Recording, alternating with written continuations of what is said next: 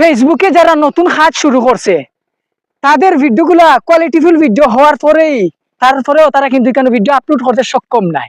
তারা কিন্তু ফলোয়ার্সের পিছনে দৌড়ায়। এখানে ভাই আপনারা কন্টেন্টের দিকে দৌড়ান, কন্টেন্ট মেক করুকা। নতুন কাজ শুরু করছেন, আপনারা অ্যাক্টিভিটিটা বাড়িয়ে নোকা।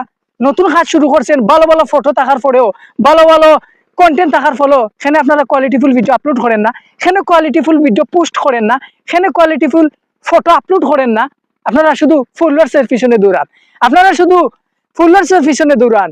হ্যাঁ, শুধু ফলোয়ার্সের পিছনে নাই, আপনারা আপনাদের ফেসবুক পেজে কিভাবে ফলোয়ার্স বাড়াইতা, কিভাবে রিচ এঙ্গেজমেন্ট জেনারেট করতে হয়, কিভাবে আপনারা এখানেও মানে বেশি পরিমাণ লাইক কমেন্ট বাড়াই যায়, এর পিছনে আপনারা দৌড়াইরা।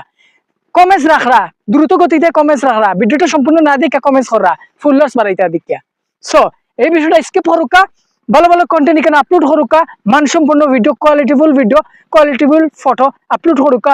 বেসিক অবস্থায় এই জিনিসটা ধরে রাখতে পারলে সফলতা দ্রুত চলে আসবে। রকেটের গতিতে আপনারা এগিয়ে যাবেন, রকেটের গতিতে আপনারাও বহুদূর চলে যাবেন ইনশাআল্লাহ।